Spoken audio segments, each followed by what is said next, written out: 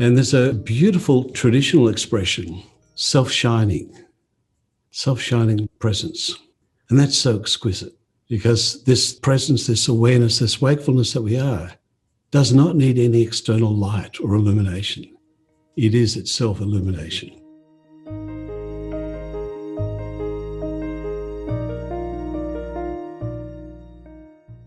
Welcome to Letting Go and the Greatest Secret, where we explore the end of your suffering and the beginning of lasting happiness.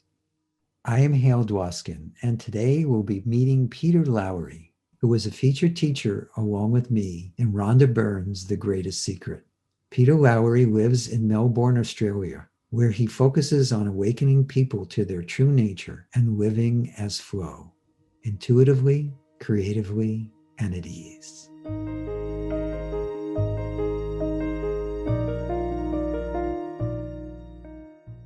How would you describe what we're all looking for? That's such a fabulously funny question. Yeah. I know. I figured we'd start there. Yeah. There's a beautiful saying, what you're looking for is looking. Yes. Yeah. And, that the fantasy of enlightenment, the story of some perfect, brilliant future state, it's totally illusory. It's like trying to reach the horizon or get to the end of the rainbow. Yes. And that future projection is a never-ending quest. And it's absolutely fine. That's just part of design function. It's right. just the way we're wired. And the funny thing is, we all already know what we're looking for. If we just change the language and we talk about, for example, flow or being in the zone, everyone knows that. We're all present, aware, and simply here all the time. And that this I story appears and disappears. Yet as soon as we become engrossed in something as simple as a good conversation, there's no you, there's no me, there's simply the flow. And we all experience that many, many times every day. So in one way of answering what we're looking for, we all innately know it's deeply who we are. And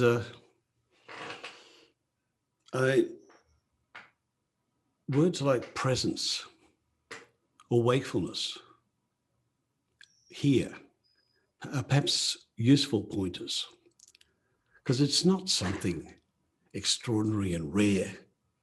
It's who we are. It's the essence of who we fundamentally are. And there's a beautiful traditional expression, self-shining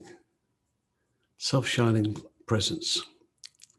And that's so exquisite because this presence, this awareness, this wakefulness that we are, does not need any external light or illumination.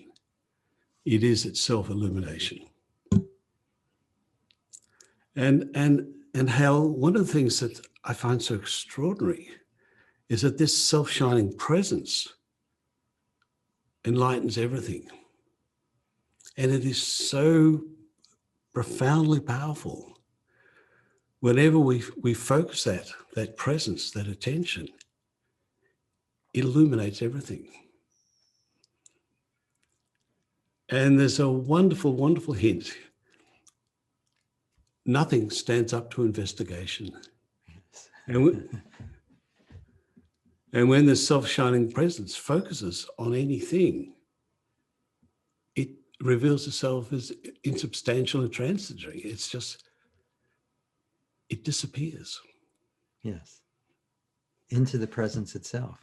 Exactly, yeah. All right. That's beautifully put. Thank you. Yeah. So you have, all of us have our unique pointers that we share with people. And one of the ones that you have that I really like is this invitation to reverse how we look at this. Yeah. And it's something that I really resonate with. I teach as well, but I really want to hear it from your perspective. Can you talk about ground reversal and Sure. what you mean by that, why it's so important? Give us examples. Just let's get into that. Sure. Okay. Yeah. Well, we call it a figure ground reversal. Partly as a provocation. Yes, yes. Yeah. Because the typical search is set up as a separate I as subject, looking for a result as object. So Right. subject object in a linear logical progression. Yeah. How to get there from here. Right. Yeah, and nothing wrong with that. I mean, that's simply a certain mode of functioning. A reference point appears. We can't even get out the door of the room. We can't even get out of the room without that functioning because it's very useful. How do I get out the door? Subject, object, there's a handle, there's a door, go. Absolutely Right. useful. And it serves as a mode of functioning, just living. Yet for looking for understanding, it is absolutely useless. Totally. Because it sets up this never-ending pursuit. And you can never get to there from here, because all you can do is be here. Yes. And so what we invite is to start from the end. Because any of us who have been around this non-duality or spiritual seeking, you learn the jargon, you know the words. I am that, you are that, everything is that. So take that seriously for a moment and act as if it is true. And start from the presumption of being that and resting as that. Simply notice anything that disconfirms and investigate it. Investigating it as wakefulness, as presence. So rather than locating as an I, a me, looking for that, rest as presence. And notice anything which appears, any old story, any self-limiting belief, and investigate it. And in the investigation, its insubstantiality reveals itself. And what's left is what's always here. This presence, this awareness, this wakefulness. I mean, what could be simpler? It's very direct. Yeah. Do you find when people do that investigation that it's helpful to allow themselves to start by just getting more in touch with that presence of awareness that they are, so that it's not just, again, you can even, in my experience, when you say something like that to someone, they can intellectually make a jump, but it's not the same as actually allowing themselves to come from that presence of awareness, of beingness that they are. Yeah. So what do you do to, what do you say to people, or what pointers do you use to help people change their perspective so they're ready to look at it from that perspective? Yeah.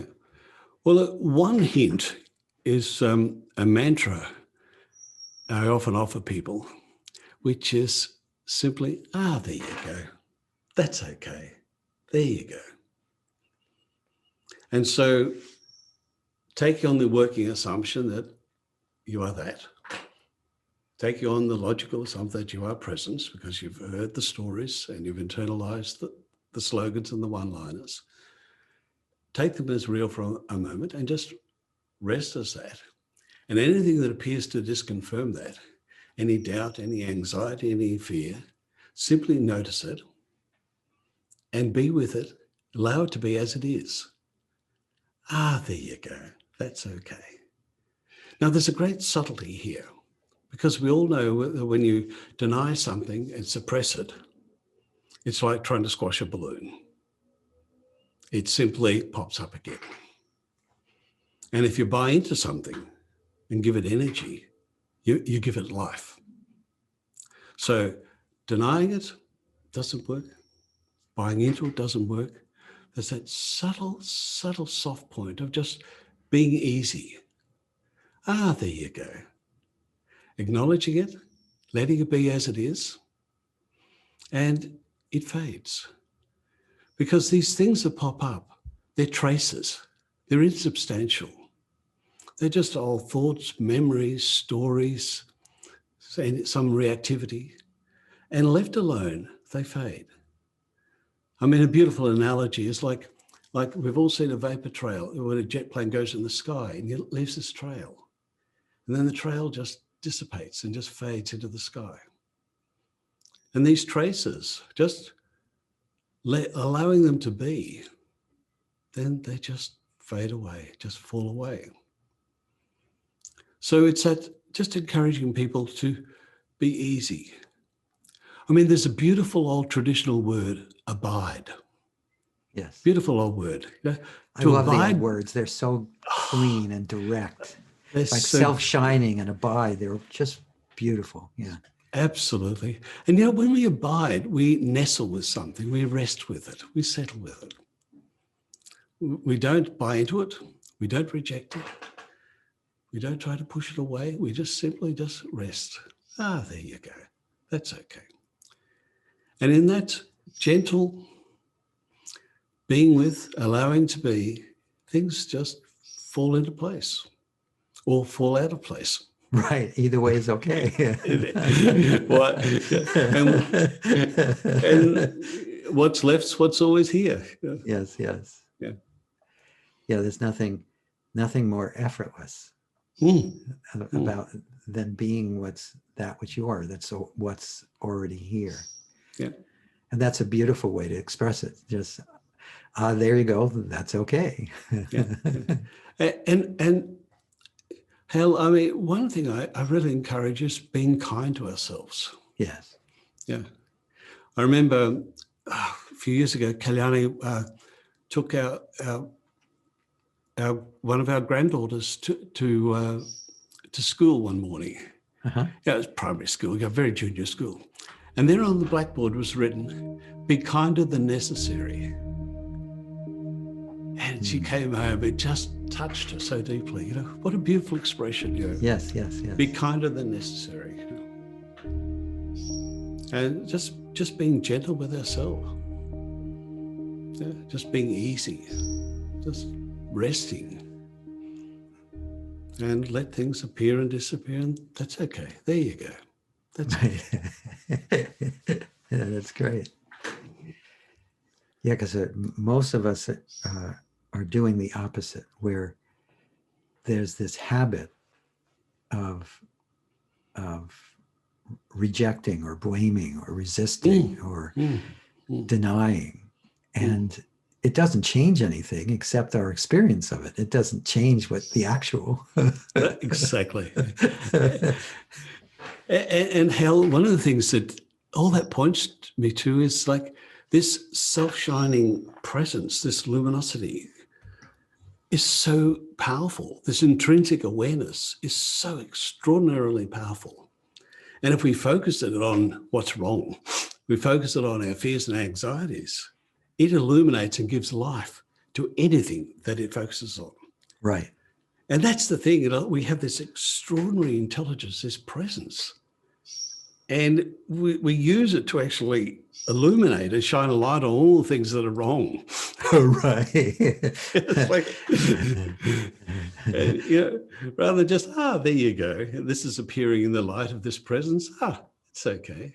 Right. And letting it just reveal itself for what it is, insubstantial. Yes.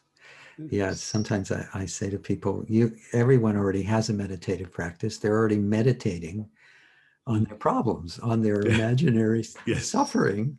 Yeah. And you might want to meditate on something else. Yeah, beautifully put. Thank you. Yeah. And when people come to you for a consultation or come to one of your meetings, what are some of the questions that people have that this answers? So, I mean, share something that's a common thing that people bring to you and how you would answer it. just see what comes up. Sure. I mean, in the end, you just say whatever comes up. Yes. Yet, of course, there are patterns, and we're all, if we just go into our own story, there's a version of feeling not okay, not good enough, incomplete, missing something, or feeling upset and wanting sort of some sense of peace, or freedom or joy. It's pretty universal.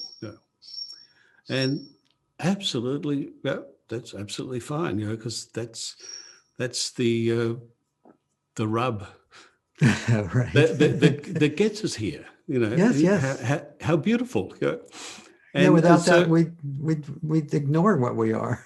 Yeah. and so fabulous. So just acknowledge that. Yeah, that's wonderful. And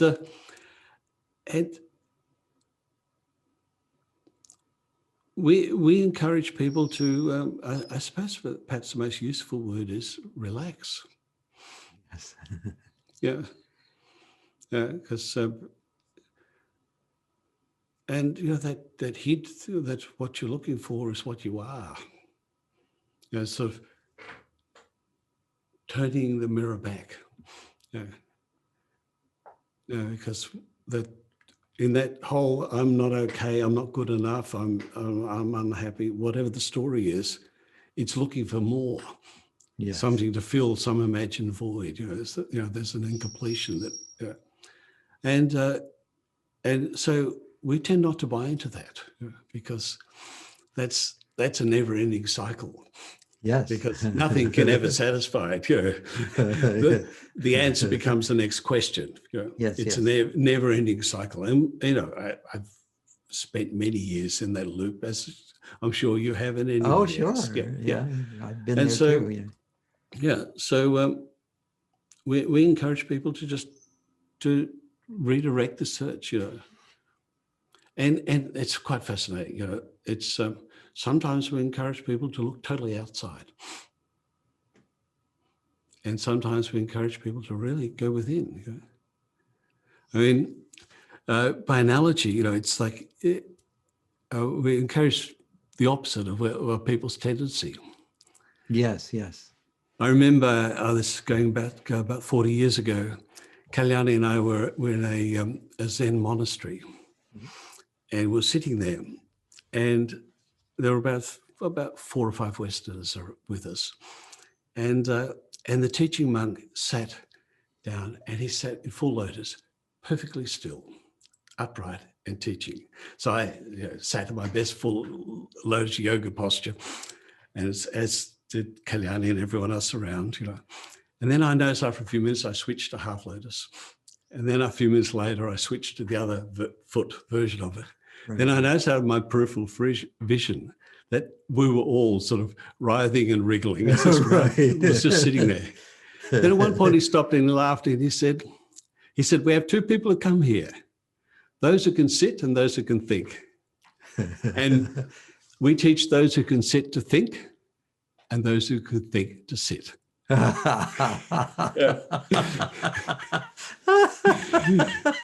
That's a great story. And so, Hale, it was like, so people that are really self-absorbed, that are really, looking for their enlightenment, we encourage them to just go in the total opposite direction, just be totally out of focus. What you're looking for is here in everyone that is appearing. And just be present to whoever's in front of you. Yes. And it's like, I remember, absolutely, it's the same thing. Yeah. Of course, yeah. But it's also, it's like if people are looking, if what they're doing isn't working, then the opposite is often quite useful.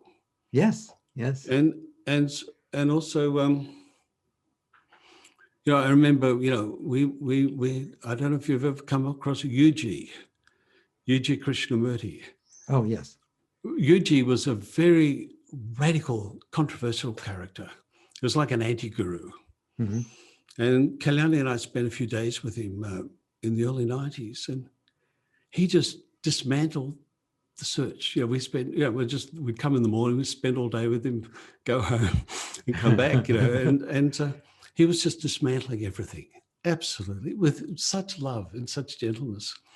And then he just said to me, Peter, forget the search, forget the story. Just go and work, make money and enjoy yourself. And so I thought, so this was 91. I just, like, everything stopped. And I just simply, I worked. And of course, I noticed that my work became my sadhana. I was attempting to actually be really present and focused and just do the absolute best I could do with every client, every person I came in contact with. Yes. So that flipping, encouraging people to look in the opposite direction is very useful. Oh, it's very useful, yeah. Or else we get a lot of people who are very outer-directed, and we encourage them to actually become more reflective. And just slow down. Just slow down and just spend moments of reflection. That's wonderful. Again, it's important for us to talk to people where they are at.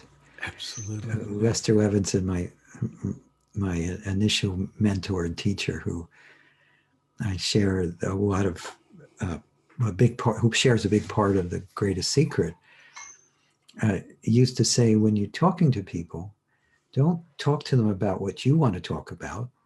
Talk to them where they are. Yeah. And that's so important. Absolutely. Yeah. So another key that you talk about is just bringing a sense of rigor, or really committing yourself to the investigation. Can you expand upon that a little? Sure. And of course, this is paradoxical. On the one moment, it's like, be gentle, relax, and the other, be rigorous, And it's not either or, it's both and. Yes. Yeah. And so, like, a number of the investigations we offer people are spatial, literal investigations. So, like, for example, one is, this precious me that is so concerning. We encourage people to actually go and look for it. Right. And this is a literal spatial investigation in present time. So we encourage people to just close their eyes and go within their bodies, because everything is embodied. Mm-hmm. And of course, typically they look along the chakra system, they look in their heart, they look in their throat, they look in their head, they look in their third eye. People just look, and we just encourage people to go wherever you get a hint or a hunch or a feeling, just to look for this eye.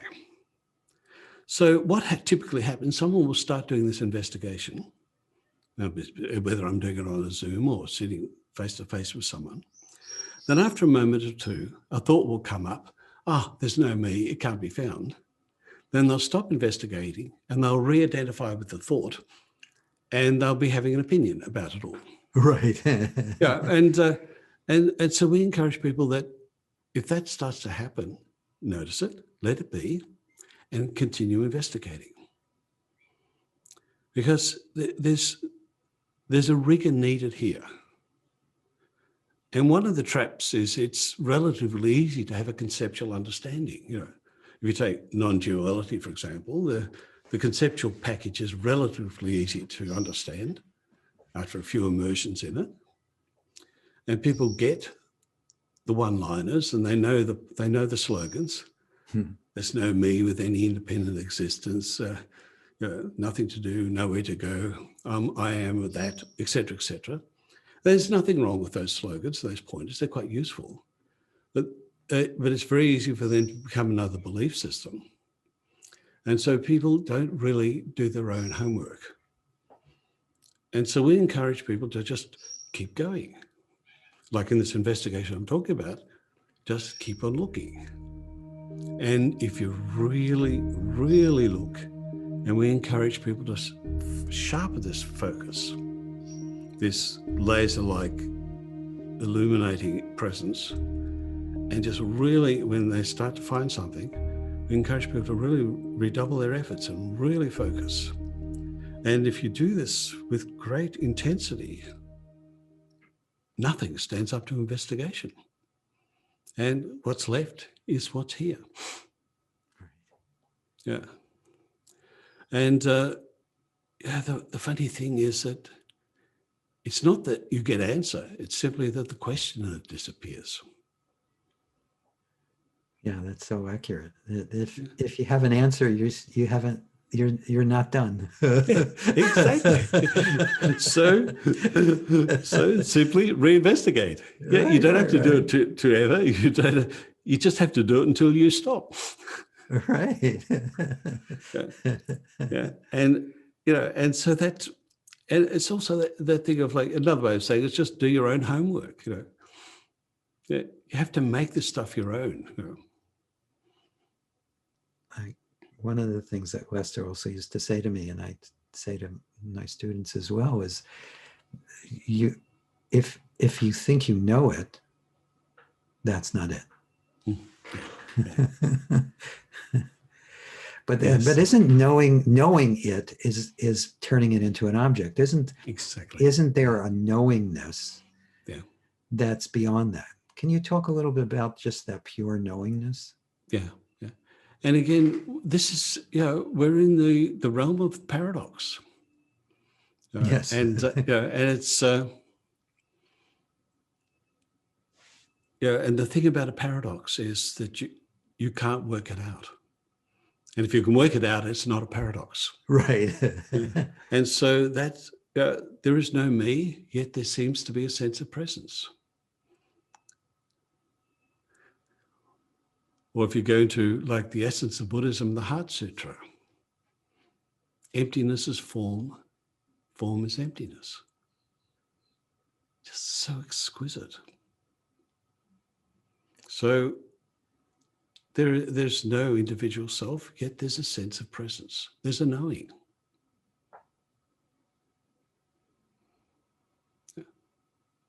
And it's like you look at yourself in the mirror. You know that the reflection is not real, it's a reflection, yet you can't deny its presence. Right. Yeah. So there is only totality, there's only that. And there is a sense of location. There's both. That's how it is, yeah. It's interesting, I mean, one of our teachers, Muktananda, who we met in the early 70s, he was such a wonderful storyteller. One of my favorite stories, and you probably have heard this one, it's about a man who went to see a wise guru, and he said, "What is the essence of your teaching?" And he said, "I am that, you are that, everything is that." So he heard it, he got it. He's like, "Yeah, that's it." And he walked away repeating to himself, "I'm that, you are that, everything is that."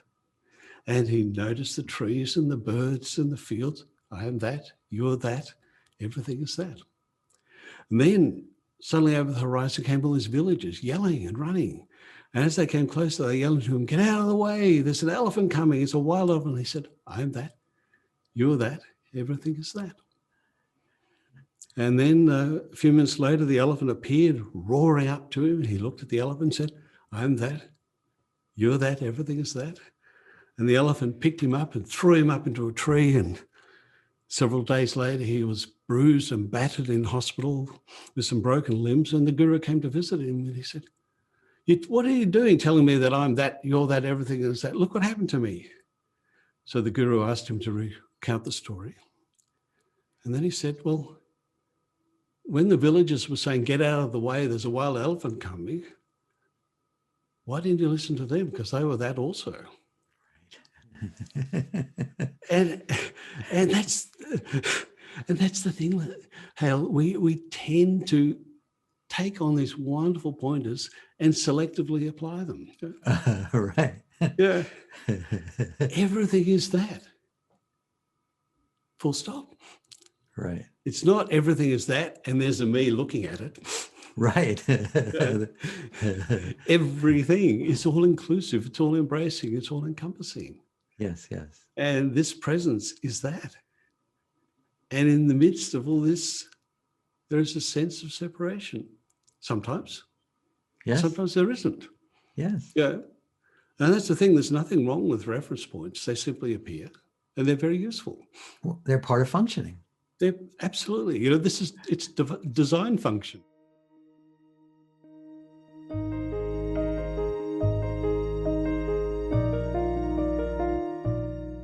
Yeah, you and your wife have been on a real journey. I've seen you've been to lots of places and lots of teachers. Yeah.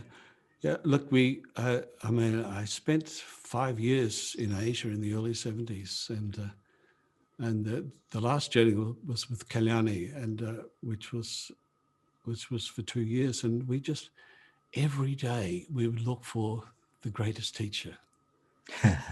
And we spent at one point we were in Kuala Lumpur, and the greatest teacher was Muhammad Ali, so we spent 5 days with him.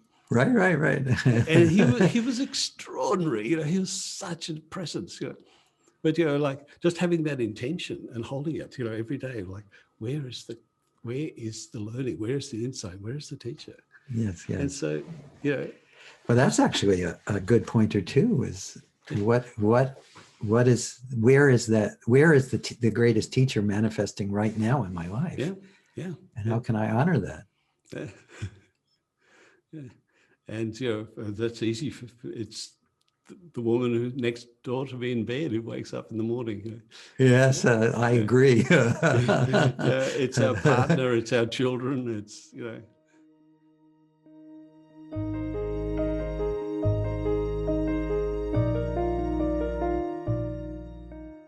Is there something else that comes up as a pointer, or something that comes up when you're talking to people at the various stages of this self-discovery that you think might add to this conversation? Yeah. Well, a couple of things just come to mind. So one is everybody you meet is a reflection. And particularly if you meet someone who annoys you or irritates you, Right. that is a special gift. Jung used to say, we clothe the world with our unknown face. And so, Yes. and particularly on same sex, for a man, every time you meet a man that irritates you, or for a woman, every time you meet a woman that irritates, I encourage people to actually awaken their presence and really take a good look. Because chances are we're actually in the presence of an unknown aspect of self. Right. Something we haven't looked at. Yeah, because typically we all know ourselves reasonably well, and we tend to actually put our best face forward. And there are bits of us that we know about, but we're not comfortable with. Right. So we tend to deny them, suppress them, or project them out. Yeah. And so when we meet someone who's carrying or holding something that resonates with that unowned aspect of self, it can annoy us or make us angry or irritate us. Absolutely, yeah. And so I encourage, whenever you meet someone who you have an irritation or an annoyance with, or a dislike, or whatever, any negative emotional, just have a good look. Chances are that you are in the presence of an unknown aspect of self. Yes. And then and see it as a gift. And so first thing to recognize, and then to embrace what is this unknown gift, and to reclaim it. It's like that beautiful fairy story of the princess with the frog. She embraces the wet, slimy frog just as he is, and loving it just as it is, it turns into the handsome prince. Right. So we encourage, just when working with people, when we're doing sort of, we call it non-dual integration. Mm-hmm. So one of the things that happens on that journey of reclaiming our birthrightness, is to actually start to reclaim shadow, the unknown aspects of self. Yes. And then and look for the gift, because, and this is, I find so exquisite, that what the very thing we're needing for that integration is typically the thing we've rejected. And so reclaiming that. And it's pretty simple, just as a working hypothesis, we encourage people, like, if you meet someone that irritates you, have a good look. Take on board the proposition that it's highly likely we're looking at an unknown aspect of self. Own it. And then if you can own it, and that's a really important step, is then look for the gift. And there'll be something there. So just reclaiming those gifts. Because what we need is typically found in what we've rejected. Right. Yeah. And the second thing that came up when you asked that question was, like, encourage reflection. And just natural points of reflection. I mean, like, end of the day, reflect on the day. Without judgment, just let the movie of the day run. If you're having a meeting with someone, grab a few minutes afterwards. If you have a phone call, just grab a few minutes afterwards. Just building in the habits of reflection. So important, because like this, it's in the reflection that the insights arise. So just making space for our unconscious to speak to us. Yes. And just cultivating the habits of just being at home with the intuition and the insights and flashes. Yes. Yes. But you're not talking about analyzing. You're just talking about a presence, an openness, and allowing Absolutely. for whatever arises.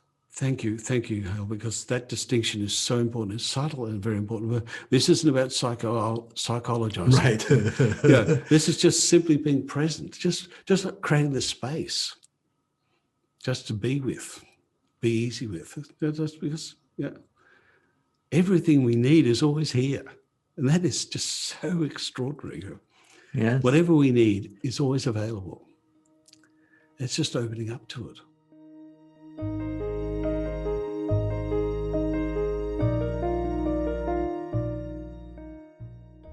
And if you were going to give a challenge to our group, or something to focus on, to integrate or to explore what we've been talking about, what would that be?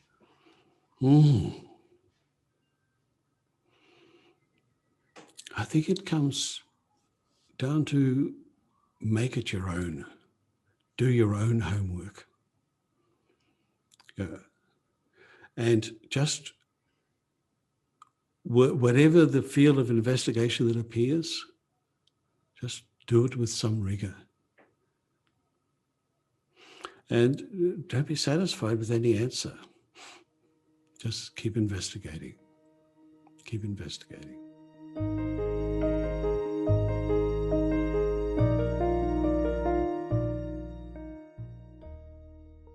I mean, one way of looking at all this is, I often see it in terms of windows. Yes. And so one window is yes, which is simply say yes to everything. Whatever's arising, whatever's appearing, be with it. Stop judging, stop separating. This is it.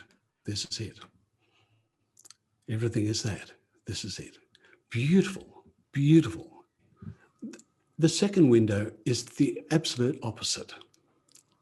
Deny everything. The 16th century Spanish mystic, Sir John of the Cross, called it nada, nada, nada. Nothing, nothing, nothing. Or in Advaita Vedanta, neti, neti, neti. Not this, not this, not this. And that pointer is particularly useful for actually puncturing any sense of arriving or hubris. Yes. So not this, no, it's just an experience. So what? Not this, not this. This isn't it. This isn't enlightenment. This isn't the end. Not this, not this, not this. Now, there are two windows which are absolute opposites. Right. And of course, the third window is the what we've already spoken about, the realm of paradox. Right.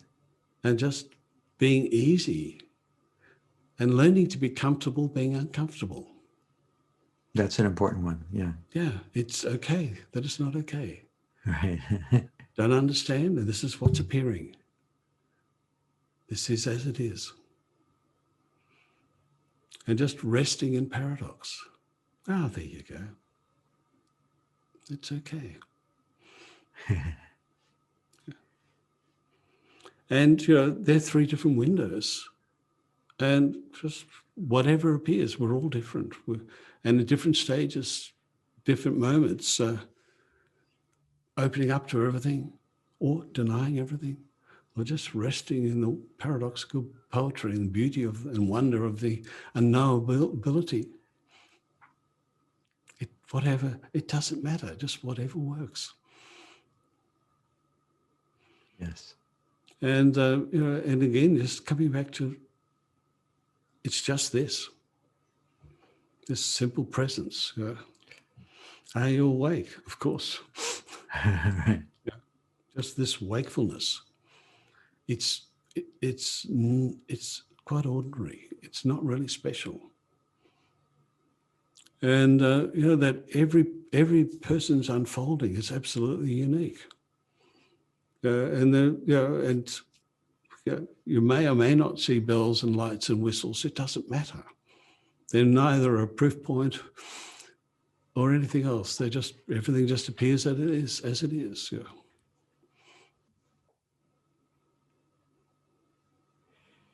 Yeah, that's such an important point too. People keep looking for the bells and whistles, and they miss that which is natural. Yeah. And it's I've had over the years I've met so many people that would be termed awake, and become very close with many of them, and a number of them have been my students, or come and see me at various times, and it's so extraordinary that everybody is unique. Right. And we know that every fingerprint is unique. We know that every iris pattern is unique, and yes. yet we don't seem to get that every presence, every constellation is just beautifully, exquisitely as it is. Yes. And there's no roadmap or rule book. It's just be authentic, just be spontaneous, be at home with who you are.